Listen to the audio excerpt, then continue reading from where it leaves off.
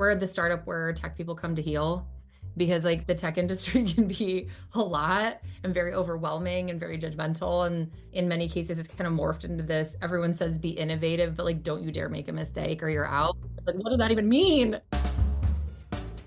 You're listening to What Fuels You, where we deep dive with CEOs, entrepreneurs, and business leaders to learn more about their stories and uncover nuggets of wisdom we can all use.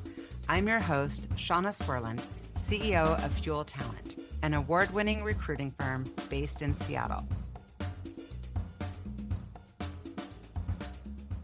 Today's guest on the What Fuels You podcast is Emily Long, CEO and co-founder of Edera, a Seattle-based startup pioneering strong workload isolation technology for securing Kubernetes and AI workloads.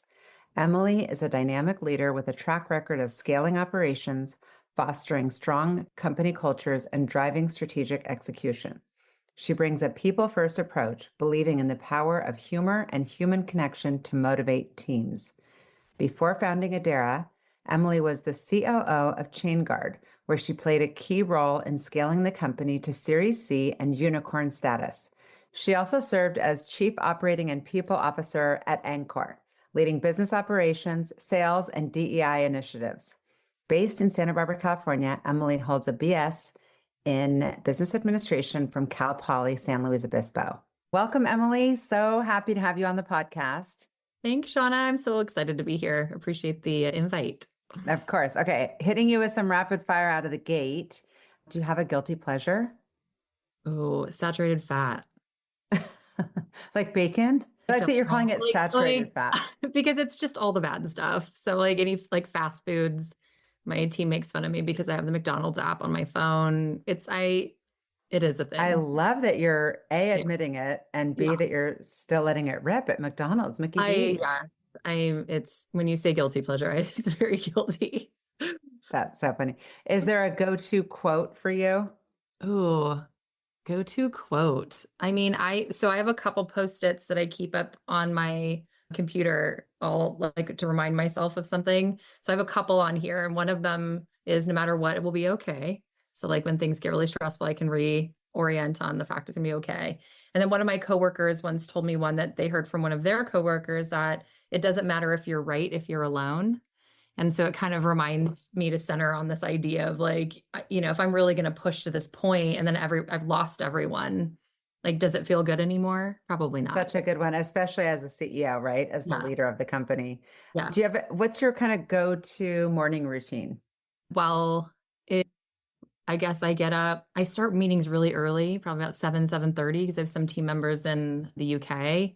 So I not really exciting. I get up, I take a shower. Get up, rinse, repeat, work. Exactly. And then on the weekends, I try to sleep in a bit. And are you able to? A little bit. My kids are older now, so they're very much self-sufficient. Now I can kind of sleep in until like 8:30 or so. I want to. My body just doesn't do it ever since having kids. It's so annoying. Yeah. I want to. I don't know that even if I'm not sleeping, the fact that I can just be horizontal, like yes, no me, totally. I don't have to do anything.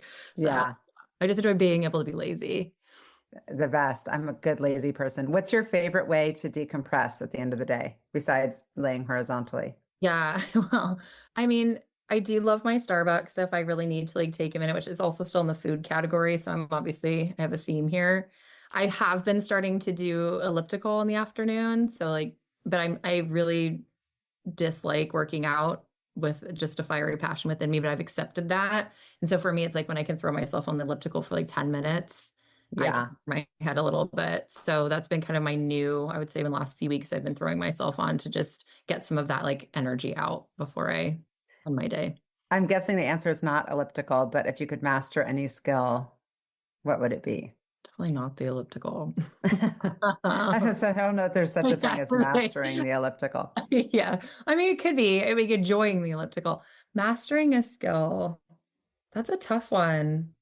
I mean, I've always been envious of people who have done really like martial artists. I think there's something really cool about like both the control and strength that it holds. So I find it very fascinating, But Maybe that'll be your workout entree. maybe it seems so much work. But if I were able to Yeah. master that and get through it, I mean, martial arts is just I think it's such a cool thing. Yeah. And do you have any hidden talents? I would say like people fuel me. So like when people say, what's your hobby or like, what's your, I love being around humans and getting to know what inspires them and what's interesting to them and really diving into the human experience. Well, you can run the podcast, like the What Fuels You podcast. You would be great at it. Because it is true. I'm the same way. I'm like, okay, is this like, I'm going to geek out on the fact that I just love humans, but it's Yeah, helpful it for is. both of our jobs. It is. So that's where I enjoy. I also love a good outlet shopping if we're going with like deals and bargains and things like that. You throw me in the outlets, you give me like a VIP app and I'm going to get the best deal. So That's a skill. That's the hidden skill. yeah, there you go. Is there one item that you can't, or one app or one thing that you can't travel without? Ooh, traveling. Oh, my Sony headphones, my noise Nice. canceling headphones. I left without them, was by the Los Angeles airport and went to Best Buy and purchased them another pair because I could not be on a flight without them. Love it. Yeah, it Mhm. probably helps you just kind of zone out. So tell me more about you. Like, obviously, super impressive background, but I'm curious about you, like, as a child. Where are you from and what was your upbringing like? Yeah, I am from Ventura, California. So I'm born and raised in California, went to school in California, have worked in California and live in California. So I've never left. I have a sister, an older sister. We are less than 2 years apart, or yeah, just about. But we were one grade apart in school, shared a room our entire childhood. So I was never alone when she went away to college because she's older than me. My mom let me redecorate my room because I was so distraught that she left. We were very close and continue to be very close. My parents were small business owners. They owned a carpet store. First, it was installation of carpet, working with other department stores, and then as kind of things evolved, they did area rugs. And so I watched my parents like grassroots an entire business for over 40 years. They just retired. They're in New Zealand traveling, like living their best life, and it's the coolest thing to see. They deserve it. Very, yeah, supportive upbringing. I'm not a big school person. I loved the social aspects of it. I got through it, went to university, but it was, my whole personality, even when I was a kid, is like, give me something real. So it's like, don't make me write a paper about a fake thing. Like, I could not That's wait. so funny. I was so like, I don't know if I was just raised, my parents would die if they heard me say this, but it's not like I was raised to be obedient. That's not the right word, Yeah. but it's just like a little bit different to like adults. That's just what you do. If they tell you to write something about Greek mythology, like that's the assignment. Where my kids are similar to you. And they're like, where am I going to use this in my future?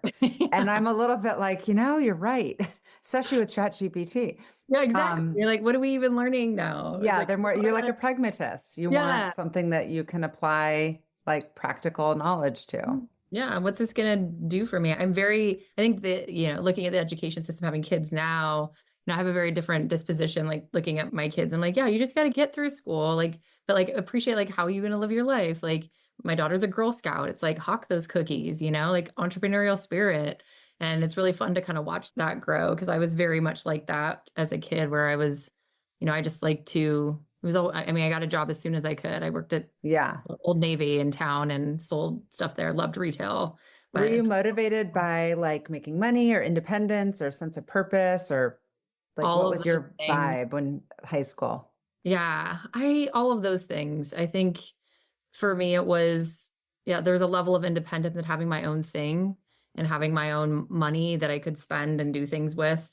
And it was, I think ever since I started working, I went to college and I worked at the gym on campus and it was never, I don't know, I don't think it was about the money at the time as much as again having my own thing and growing towards something. Like I've always liked participating and contributing and being part of something bigger than myself. And I kind of saw that way, whereas school to me was like a means to an end. I That had a makes sense. couple really meaningful classes that changed. Like I had one professor whose name I wish I knew because he changed my life and I feel like I need to go find it, but like taught me how to write. Like it just absolutely destroyed my first essay, wrote Shun the Ordinary on the top. And I just remember that being like the moment I realized I knew nothing, but it like changed everything. And the written word and how I communicate changed overnight with that. I mean, I worked harder for that B than I worked my entire life for anything else. And I remember going on and looking at the reviews of this professor, and everyone's like, this professor's so mean, they're terrible. And I remember writing, like, if you want to learn, go to this man. If you don't want to learn and you want to check it in and find your like fast aid, don't. But it's like that kind of stuff. It's like almost like a Yeah, misery if I get something out of it, that totally makes sense check to in the me. Did box. you have, I mean, it sounds like this teacher, now I'm like determined to help you find him, but I know. outside of a couple of teachers, were there other people that you looked up to that you were like, that's kind of who I want to be or what I want to be when I grow up, like role models or anyone mentoring you? When I was in high school or just like in general? Like I would say high school, college. Yeah. I mean, I seeing my parents and what they were able to do for themselves was really inspiring. I think early on, I don't think that they wanted that for me because it's so hard to like have all that pressure owning a business. And so I ended up working at KPMG, big four accounting firm, stability. And I think as I started to grow up, they were like, we can't fight your entrepreneurial spirit. I like go be you because there's a lot of stress in that risk. But I think there was something really magical I saw about owning and being in control of your future to a certain extent. Like obviously sometimes Right. the market and the economy and stuff can put you in more risk, but they got to make really great decisions around like where to be for their kids and like how big do we want this business to be, because they had opportunity to expand outside of our city and decided not to so that they had more time at home. And I thought that was a really beautiful representation of like learning what mattered to you. And Totally. not that there was a wrong answer. If they wanted to expand, that would have mattered to them, but they had the decision to do that. Whereas when you're kind of plugged into this large corporation, it's kind of happening to you. Yeah, it's someone else's dictating your Yeah. time and your outcomes and your goals and all of that. Yeah. Yeah. Yeah. So that sounds like they set a real example for you around leadership and just other things. And would you say that you were clear as a kid about your own like personal values and how have those changed over the years? Yes, and that I think I mean, I think risk tolerance has changed over time, but I think that was also like watching my parents take big risk and then going into this kind of corporate environment and learning the stability of that. I would say nowadays it's not as stable because there's a lot of, dynamicness in a lot of the larger companies with layoffs and things. But at the time, that was like the very safe thing to do, go work, 100%. Yes. 30 years and retire. So I think the things that have evolved, like safety and security was definitely like programmed into me. So go find that. And so, I got married very young. I had, kids, like it was all very like Oh, interesting. go find your unit. And I did. And I'm, Uh-huh. love my unit. But I think as I started to get older and, I started to take more risks and more risks, like, bigger companies, smaller, smarter, start. Yeah, and probably trust yourself just a little bit more. And Yeah. just as you age and as you get the wisdom, you just kind of get to know yourself, helps with your confidence.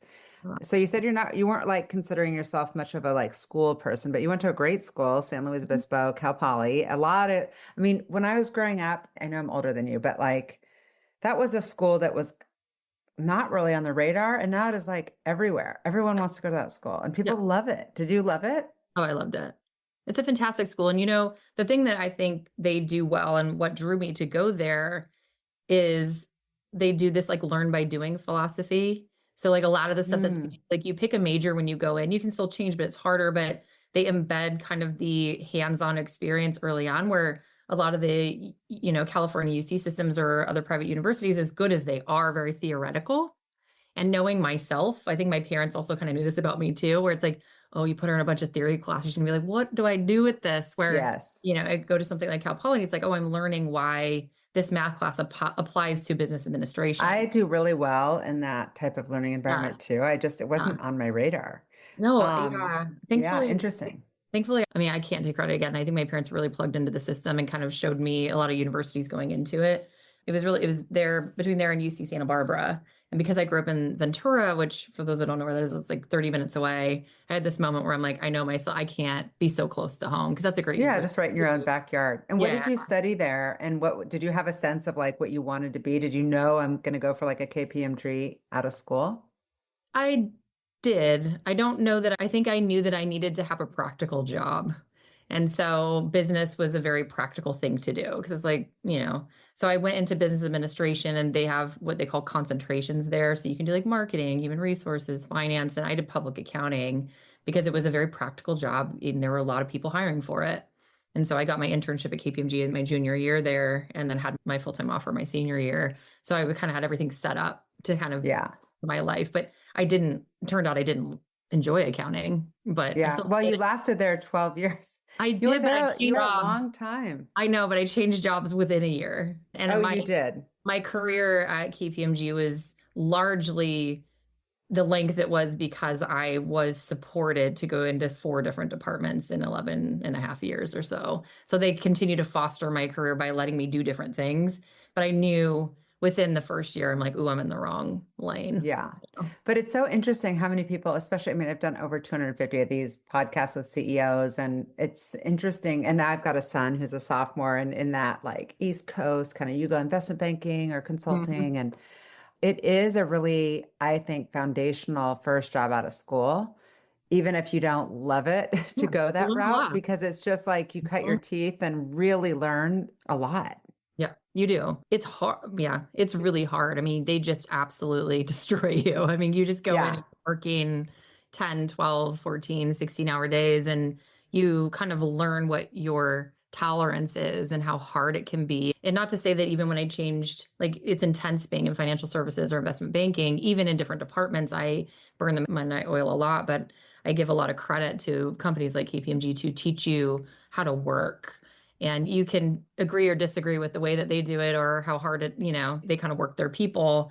But I think my stress tolerance I was conditioned really early to be able to Yes. handle a lot at the same time. Yeah. And it was in many ways like a boot camp. And I'm so grateful for it. It taught me a lot. Was it the case that kind of you looked ahead at the people that were like maybe 10 years ahead of you in their career and were like, I don't know, that's what I want to be? And that was the kind of impetus to leave, or did you get recruited out? Like what made you decide to leave? Yeah, I got recruited out. I had fantastic, I mean, but by the time I left, I had a fantastic manager and supporter. Well, 2 of them really, that one was my official manager and one was and continues to be one of the more important mentors in my life. But I had a wonderful support system. But it got to the point where I think I outgrew it. And not because there weren't other challenges and things there, but it was very much like there was a very linear path. For me to Totally. progress, I was going to do one of 3 things. Boop. And I got recruited out by a friend who I worked with at KPMG who left to go to a tech company and asked if I wanted to interview to go build an HR department there. That's how I ended up in Santa Barbara. And I was terrified. I declined the opportunity at first and got recruited to stay. And then 6 weeks later, conversation started again. And then I ended up leaving because I think I knew deep down that it was time for me to throw myself out of my comfort zone, really, because Yeah. even if I changed jobs over the course of 12 years ish, it was still very safe. I didn't know anything else. I moderated a panel last night with women CEOs, and we were talking about kind of when you grow, and it is when you're uncomfortable. Oh, Because yes, you could have gone to those 3 different next levels, but you were completely proven at KPMG, yep. and your path was laid out, and this HR tech role, completely unknown. You're an unknown. You're going to Yep. Santa Barbara. Mhm. What gave you the confidence to take that role, and where was that company in their growth stage? I look back and I don't actually know. It was very much of that, like the YOLO, you only live once kind of moment where Yeah, I'm like, well, shoot. I had support from my husband and, the kids were, I think, young enough at the time. They were like 4 and 2 that we weren't taking them out of a school system that was really integrated. So we had this moment of like, if we're going to do it, it's right. probably now. And so I think there was enough goodness there. And the idea that we could live in Santa Barbara, I think was really nice, but it seemed like a good opportunity. I look back and I go, gosh, that seemed very like risky, but we did it anyway. The business at the time, I think it was employee number like 140 or 150 or so. And so it was very much mid-size. They'd gone through a couple fundraising rounds and I was there for like through a hyper growth phase. There was a change in control with a private equity company, and we just, went from 150 to 500 in 2 years. And it was a while. I had no idea what I was doing or what I signed up for. Like it was just absolutely wild. But again, like you said, like growth and all that stuff, I mean, it doesn't happen unless you throw yourself into something absolutely absurd. Oh, And yeah. I Would did. you say that was kind of one of the most pivotal experiences in your career? That job? What company was that? That was LogicMonitor. Yeah. And I will say yes, in that I think that's what taught me what else there was in the world. Because when you grow up from school into your like into adulthood and family life in one place, you start to think that you know what the possibilities in life are. And then when I got thrown out there, I think I realized how much more there was out there to do and to learn. So it definitely shifted me. I think each of my companies up through where I am today, each had this very pivotal, a lot of heartache, a lot of struggle, a lot of ups and downs and good stuff that happened that informed, I think, a lot more of the risk that I took over time. But that Yeah. was definitely the moment when I realized how much I didn't know. And not Right. Your necessarily that way. perspective completely Oh, changes, completely right? changed. Yeah. Yeah. I'm like, what And are have the you customer success? experienced, right. Have you Yeah. experienced failure? Oh, constantly. We have, Well, like actual failure. I mean, none of the companies have failed. It's more just like, oh, that was the wrong choice for this, whatever yeah. client. I failed a lot. I think I actually have a channel called Fail Fun at my current company now I really encourage you have to like find a way to laugh at the times you absolutely face plant. And that's a good thing. But yeah, I failed a lot, whether I've made the wrong decision on how I pitch or whether I needed to leave a job and I put my heart and soul in and it wasn't the right fit. I've done it and it's hard. And sometimes Yeah. you put your heart and soul into something and it doesn't turn out the way that you want. So whether you can tie that to like a singular failure or when you can kind of take a step back and say that didn't end up the way that I thought, which I consider to be a tangent to failure, but it's still the same where it's like all Is of my it effort. failure adjacent? Yeah, failure adjacent. I do a Yeah, lot no, that makes sense. That's good. of So tell me what you said all these kind of experiences and companies led you to where you are today with Adara, but how did you come up with the idea and, you know, walk me through kind of the vision and I know you're about to celebrate 1 year, is that right? Yeah, Happy April. birthday. Yeah, thank you. Well, thank you. Yeah, April 1st, even though it's not a joke, then Yes. like April Fools, why did we do that? But yes, April 1st will be our 1 year at Adara. Yeah, so the technical concept is certainly not my idea. I thankfully have a wonderful network of people I've met over my career that I keep in touch with. So when they do neat things or stuff is changing, we are able to stay in touch and talk. But one of my coworkers from Chainguard, which was the company before Edera, she created the core technology for Chainguard, which is they just were valued at 1.1 billion. They're doing incredibly well. And she's just a brilliant technologist. There's certain people you meet in tech who are technical and there's people who are innovators who can like conceptually see and change and want the world to be different. She's got that mindset.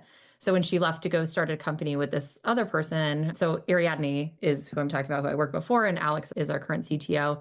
They went to go start a company together. So I did a little, hey, what are you doing over there?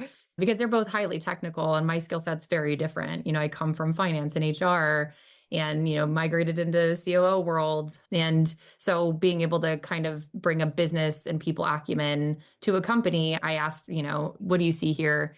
So I learned about the tech and what they were trying to solve for. We talked a lot. We had this 30-minute meeting schedule, went 3 hours. We met in person a few times and realized that there's something here. The tech was really interesting. And we just went for it. April 1st, 2024, we founded the company and we went out for funding because we were grassroots, bootstrapping, no money coming in. But we really believed that the technology was going to change. It's a very deep tech computing, cloud native security product. It's very deep tech. And we felt really bullish about it. So I went out, started pounding the pavement, got funding. And so we closed the seed round in September. And then we were preempted for our A round at the end of this year. And so now we've got 20 million funding and we're off to the races, built a team That's incredible. What an amazing story. And all right? female founded. Yeah. All That's female founded. absolutely incredible. Yeah. So Adriadne and Alex both worked with you at Yeah. Chainguard. Ariadne did, but Alex did not. They knew each other through like the open source tech community. And so Okay. I got to meet Alex and we just hit it off immediately. And I think we have a very shared value system, but completely different in our talents. And so it's a really great balance because Mhm. I trust her implicitly to do the things that I am not strong at, and she does the same with me. And so we can really divide and conquer and cover a lot of area just because there's such, again, I always tell the team, like we're building a really great team if we share the value system is the same, but what we all do, even how we emote and how we approach the world is different, what we solve for, how we solve for it, then we know we're looking at things from a bunch of different angles, but we have to have that shared value system. And that's really what the founding team represented and now the company itself.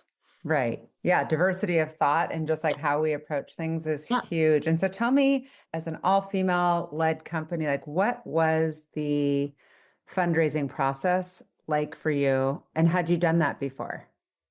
No, I had not. I mean, I rode on the side of CEOs. I supported fundraising. So I'd been in meetings, like assisted with some pitches, sometimes as an observer, sometimes as a presenter, but I had never run a fundraising process myself.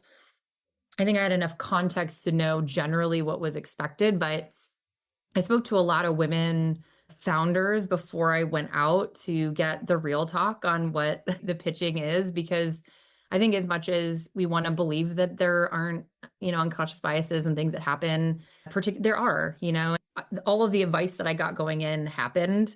The advice was, hey, people are going to ask you questions on the downside, not the upside. So you may see people, men doing their pitch. They're going to say, well, what are you going to do when things go well? What are you going to do with all this money? How will you spend it?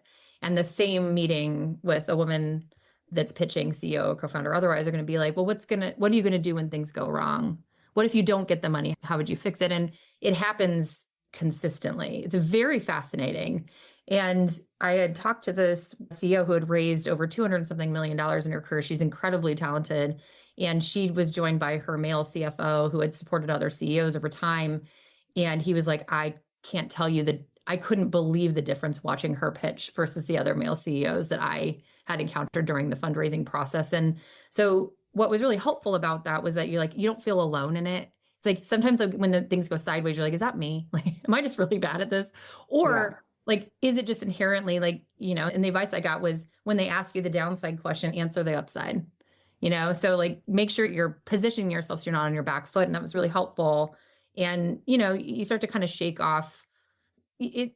The thing that I think is most interesting about fundraising is trying to distill what is real feedback, what are other people's insecurities, what are unconscious biases, so you can actually learn, but also not Mm, rotate to the wrong things. Because if I mm, took every bad encounter as something I could do better, I might correct on the wrong things. But some of them mm. are things That like that, makes some of sense. them aren't. So Yeah. it's very fascinating. So there was, quite a lot of really funny stories I had going through it, but a lot of it again is just like shaking it off, like you just got to Yeah. keep trying. So who did you end up raising money from? You said 5 million and then now you've got a total of 20 million. Yes. Who was the lead investor on the A round and where are you on you just raised a B round already? Raise a seed and an A. So Oh, the a seed and seed, an A. I was like, yeah. wow, okay, here we are. Yeah, Okay, yeah, I seed know. and Yeah, an A seed and an round. A. So we did 5 million seed. That was led by 645 Ventures and ENIAC Ventures. They're both in New York. And they're just wonderful early stage partners and really, I think, believed in the vision of the team. And their investment thesis was really aligned with who we are as a team, very non-traditional, solving complex problems. So we really jived, I think, well early on in the process. And we were supported by many other investors. And during our round, we had some other key investors too, like FPV Ventures and others. Our A was Microsoft. So M12 Venture Fund, so that's Microsoft's venture fund. And that came following, like, because they're very in our space, like deep tech, and they deal with a lot, like we build what's called a hypervisor, and it's like sits really low in the computing stack. And because they actually live in the hypervisor space, they had a very insightful and deep understanding of the innovation, what we were doing, that I think other Hmm. people were going to take some time to figure out. And so they came in with a lot of, support and conviction early with us. Yeah, more of a strategic also, it sounds Yeah. like. Yeah. They're a Interesting. strategic VC. Yeah. So So the mission is make secure computing simple. And I'm not technical enough to even understand. I want to, and I'm trying to understand what the company does. So pretend that you're explaining it to like the Girl Scouts that you were talking about. Yeah, I have talked to my family about it a lot. Yeah, so if you're looking as like an end user of tech, like I just want to make sure that my data is not stolen or the things I'm interacting with in the technical world aren't compromised, like my personal data, social security, that type of stuff. There's a lot of stuff going on in the back end, like that sustains our computer, like just our computers working has a bunch of stuff going on in the background through the internet, all those types of things. We sit in the lowest level of like computing. So like when you look at the like hardware that everything's processed on by like larger companies, we sit right above the hardware and we secure the things that are getting programmed into. Like they're called containers. So there's like virtual machines and containers, code sits in there, our applications that we use sit in there. And the very simplistic view of this is our software ensures that you're not able to do anything terribly malicious to it. There's so many complexities in the security world. So, there's going to be different types of security for different types of things, but we secure the containers that your code and stuff sits within. And Okay. not only do we do that, like there's an infrastructure layer too, where like developers can use our product to develop things easier, cheaper, and more simply. So we have kind of this like, we make software developers' lives easier in how they code and what they do with their, the containers and technology they use, while also making it secure. So in this world, they're kind of at odds with each other. Like if I want to make something secure, it's going to be slow and difficult. And I want to program fast to make sure my customers are getting things that they want fast. And we kind of sit in the middle of that. Code fast, code simply, code securely, all at once. Got it. And the business model, is it a two-pronged kind of, how are you making money? Yes. So we're selling our product, which is it's essentially a software product. So we're essentially selling into businesses. So it's B2B, not B2C. So people Right. can buy our product, secure their infrastructure, and then they sell to their end users or consumers. So you're selling into like the big companies. Yeah, big company for now, big and medium size. We can secure anybody's infrastructure, small, medium, and large, but usually larger companies are further along in their development pain or are dealing with really large cloud costs because they Hmm. have such big infrastructure that the value add of us being able to take costs down and secure things is just inherently more known and understood. But we have a lot of passion to make computing simple and secure for everyone. So we're just starting out. So we're starting large and we hope to go all the way down to small businesses.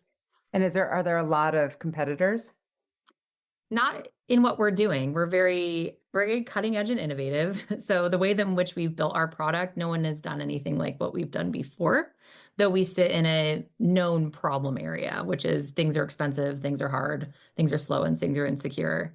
In our industry, a lot of people, it's more of like, it's called reactive. So if something goes wrong or something's off, you find out after the fact and then you have to go fix it. And our premise is, shouldn't it just be right from the start? And so we've kind of looked at kind of rebuilding from the start in a way that doesn't allow people to have to do anything themselves. Because anytime you ask people to do all this work so that things can be better, like, are you kidding me? I have too much to do. So we're trying to manage that level of effort, but be able to proactively stop spending a lot of money, proactively stop the insecurity from the start versus having to react to something that happens after the fact. Got it. So I know that your background, obviously at ops on the people side, how did you kind of establish your culture? How many people do you have now, and what makes somebody a good fit or a good add to the culture? Yeah, so I think there's about 16 of us. There'll be 17 of us by the end of April. So we're still very small. I've worked in companies of like from 30,000 to now 16. So there's a large variety of difference. And when we look at culture, we talk about like values now a little bit more just because culture has like an interesting connotation that people can take differently now. It's like, does culture mean perks? Does culture mean like grabbing a beer with somebody, that kind of comes up a lot. And Ping pong. ping Yeah. pong and like, what do we, do I want to hang out with this person or not after work? And that's not how we look at it at all. The way we look at it, I kind of alluded to it before, which is the like shared values. Like, do I care about open and honest deliberation and dialogue? Like, am I here to learn and embrace change together? Do I care about diversity of mindset and background in the environment that I'm in? Do I prioritize psychological safety? And we even talked about this in our all hands or our town hall.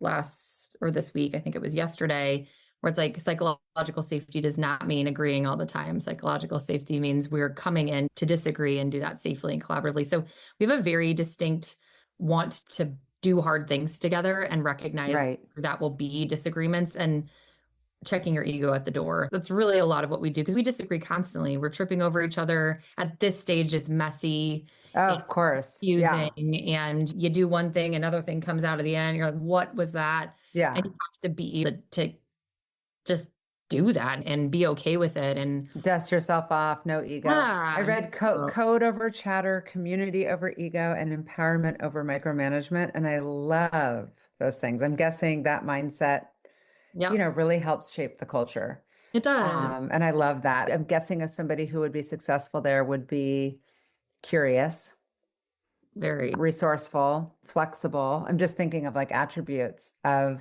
just based on what you're saying so far. Yeah, I think those are all spot on. Yeah, curious is a good one, is a really good one because like we have to be Yeah. curious at this stage. And that has to do with being willing to try stuff and also be okay when it doesn't work. And, Yeah. I think in tech sometimes, what I found a lot is like we call our place like we're the startup where tech people come to heal because like the tech industry can be a lot and very overwhelming and very judgmental. And in many cases, it's kind of morphed into this. Everyone says be innovative, but like, don't you dare make a mistake or you're Right. out. Like, what Exactly. does that even mean? So we've kind of come to this place, like, come heal with us. Like, we're not, it's cool. That's why we have a Fail Fun channel. It's like, so you fell on your face today. Let's all just like laugh it off. And, as long as we're not doing something to intentionally hurt the company or hurt each other, and we can assume that whatever happens Yeah, it was made hopefully with the best fine. intention. Yeah, we tried Exactly. our best, as We long as tried you're our trying your best. best, for Yeah. sure. Yeah. And what's been surprising or exciting to you as far as the role of CEO? Is it what you kind of pictured? You can't really picture it, but I mean, there are traits and Yeah. also the job, right? I How think is it different? it's very interesting because I am not the stereotype of a deep tech CEO. So, coming in like like my primary background is people. So coming in this role, typically you see an engineer turned CEO. So somebody who's kind of learning the latter side of this skill set. So I will learn how to manage and work through conflict and figure out what to do with org development and those types of things. And my learning curve, like I'm the opposite, right? So I've spent a lot of time, even though I'm not a developer, I had a friend and mentor change my life when the first time before I started being a CEO, I was offered to lead a technical team for the first time. And I said to him, but I'm not technical. And he was like, don't you dare ever say that out loud again. He's like, the limitations are only what you put on it. And he was like that he's like, he said, like, every time you say that, like, picture yourself kind of like flipping your hair. Like, I'm not technical. Like and it was like this visual that was really important to representing that, like, I think particularly people who grew up in the people teams, like, I think we have this misconception because so many people have told us soft skills versus hard skills. And like, Totally. yeah, That's and me. Like sometimes I'm like, wait, do I have any skills aside from, especially because if you're a people person, it's so organic and yes, authentic that yes, you're right in the lane that you belong in. So it feels like this can't be real. Like right. I But it just do is, what I it's do. My intuition's pretty strong around yes. humans. Yes. But that's what's, I think, so interesting and why I'm thrilled to be in this position to kind of prove it out that why do we allow technical people to learn this deeply complex, intuitive skill set of understanding how people work and how different people are and how motivations and disagreements and all of these things are so hard to deal with and kill a company, truly. They are the things. I Oh, mean, having been in this business for 30 years, I can say they are the thing. And people are like, what's yes. your kind of like, how are you good at this? And I'm like, there's not real, it's a science, it's an art, but the art part is so interesting because you hear people leaving companies and the stories, and I'm like, what an idiot. Like my brain goes right to like, Yeah, right. God, that CEO was sitting on a great idea, great Yes. funding, all Yes. the right people, and they just Mhm. kind of shit on all those people. Yes. Like, why would they have Absolutely. done that? And it's Because like, is that teachable? Like, can't we just yeah, teach people like human basic yeah. empathy? Well, you have to be willing to say I'm wrong. And you Yeah. have to be willing to be like, that person's better than me at what they do. And I'm Right. okay with that. And I'm Yeah, telling check your you, ego.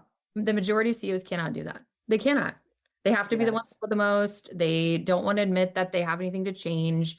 Anybody who's more high maintenance to manage has got to go, even though maybe that high maintenance is your fault or just an adjustment of how you communicate and understand their, like what incentivizes them. And you just ruin so much just I by could not agree more. pointing the finger. And this is what's interesting is so many people are like, oh my gosh, like, how do you do something deep tech? I'm like, well, I'm not coding. I'm not the one that has to Yeah. be innovative, but I do want to keep the wheels on the bus and us driving Yeah.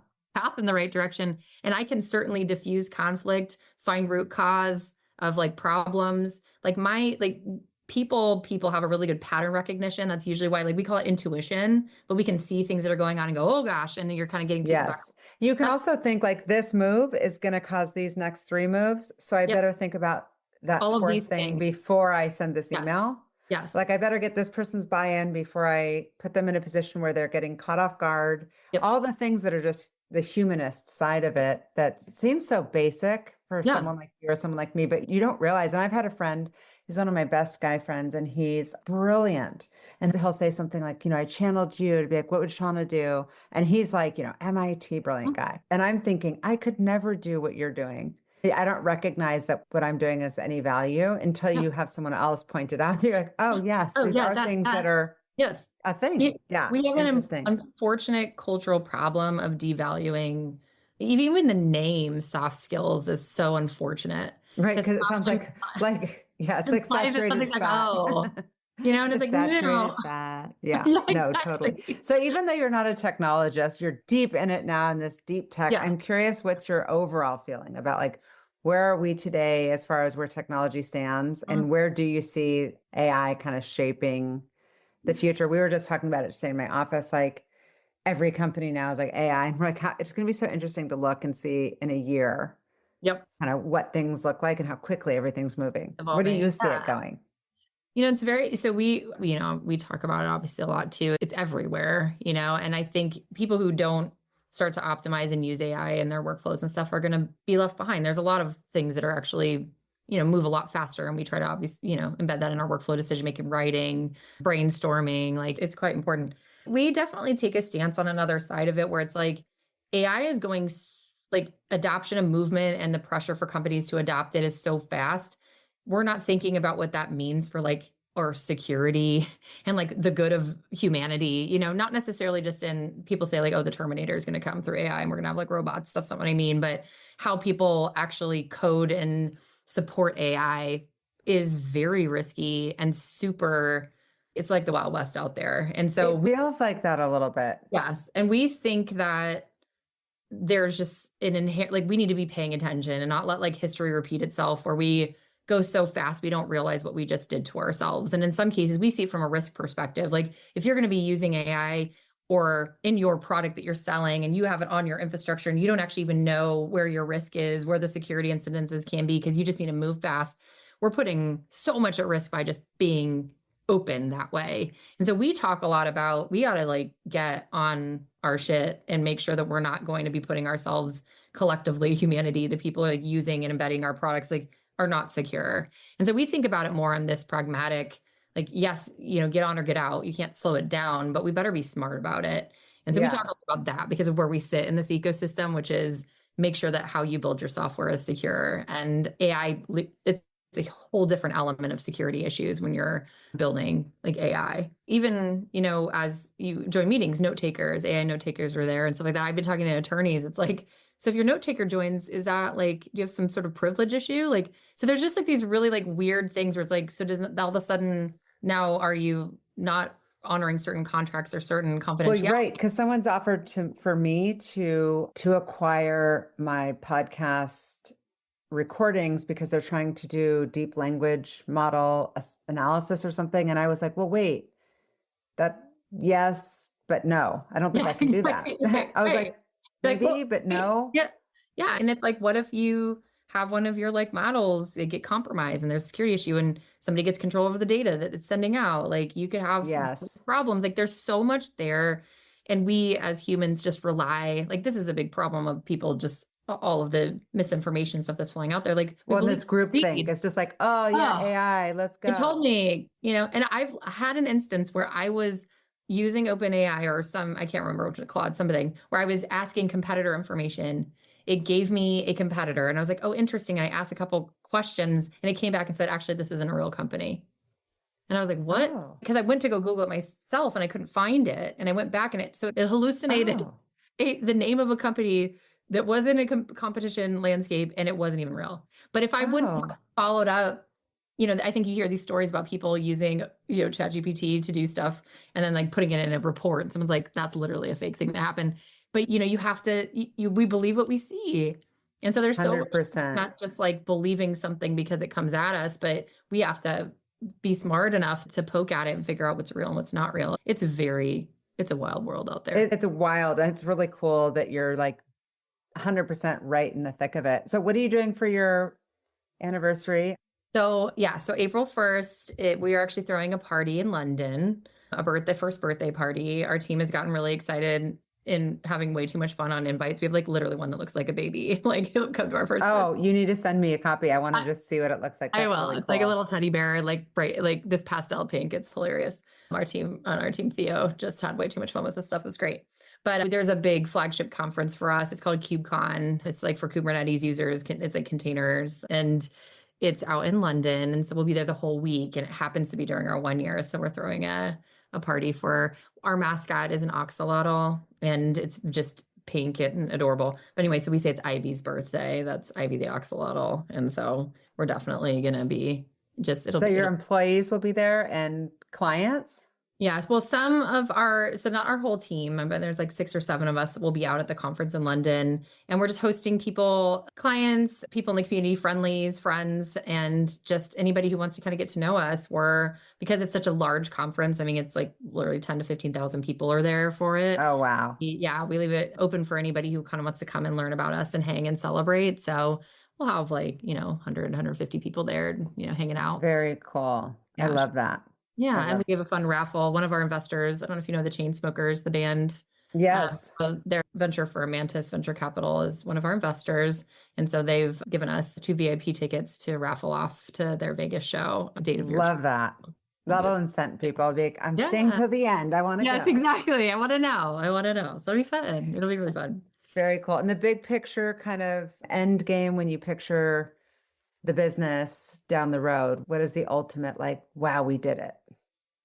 There's a lot of different types of outcomes you can look out when you're. I know. I actually hate that question when people ask me that. I'm like, I don't know. I don't know. Well, we had an offsite in New York last week with the full team where we talked about this for a while. And I had a very unattractive slide because that's not my gift, but of all the things that can happen, like, do you do a Series A extension round? Do you do a Series B, C raise IPO? Do you, is it a 2 years and bust? Because we don't, what are the scenarios that are real? And thinking about how we make sure we're lending ourselves to doing what makes us excited. Now, the way we look at it now is building a great product that solves a real problem and listening to customers so that we can make their lives better.